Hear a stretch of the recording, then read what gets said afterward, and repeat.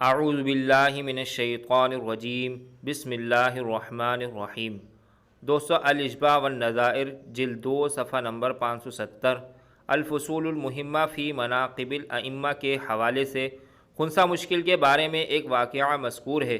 کہ حضرت علی المرتضیٰ رضی اللہ عنہ کے سامنے ایک ایسا واقعہ پیش ہوا جس نے اس زمانے کے تمام علماء کرام کو حیرت میں ڈال دیا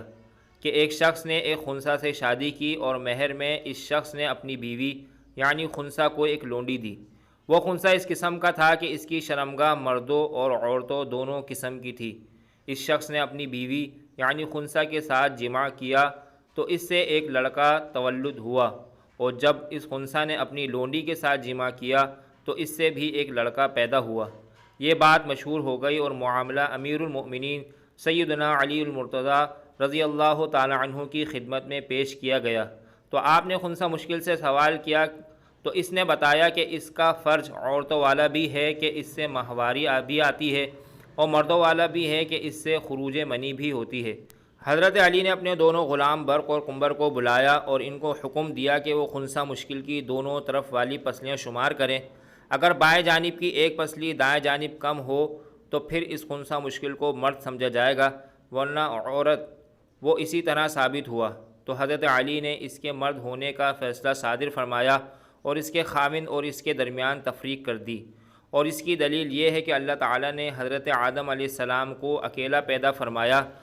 اور جب اللہ تعالیٰ نے حضرت آدم علیہ السلام پر احسان کا ارادہ فرمایا کہ اس کا جوڑ پیدا فرمائیں تاکہ ان سے ہر ایک اپنے جوڑے سے سکون حاصل کرے۔ جب حضرت آدم علیہ السلام سو گئے تو اللہ تعالیٰ نے ان کی بائیں جانب سے اماں حضرت حوا کو پیدا فرمایا۔ جب بیدار ہوئے تو ان کی بائیں جانب ایک حسین و جمیل عورت بیٹھی ہوئی تھی، تو اس لیے مرد کی بائیں جانب کی پسلی عورت سے کم ہوتی ہے اور عورت کی دونوں جانب کی پسلیاں برابر ہوتی ہیں۔ کل پسلیوں کی تعداد 24 ہے، 12 دائیں جانب اور 12 بائیں جانب ہوتی ہیں، جبکہ مرد کی دائیں جانب 12 اور بائیں جانب 11 ہوتی ہیں، تو مرد کی کل پسلیاں 24 کی بجائے 23 ہوتی ہیں۔ اس حالت کے اعتبار سے عورت کو ضلع اعوج کہا جاتا ہے، اور حدیث شریف میں تصریح ہے کہ عورت ٹیڑھی پسلی سے پیدا کی گئی ہے، اگر تو اس کو سیدھا کرنا چاہے تو یہ ٹوٹ جائے گی، اس لیے اس کو اپنی حالت پر چھوڑ کر اس سے نفع اٹھا۔ صدقہ جاریہ کے طور پر ویڈیو کو شیئر کریں۔ مزید اسلامی اور معلوماتی ویڈیوز کے لیے ہمارے چینل کو سبسکرائب کریں تاکہ ہماری آنے والی ہر نئی ویڈیو سب سے پہلے آپ کو مل سکے۔ شکریہ۔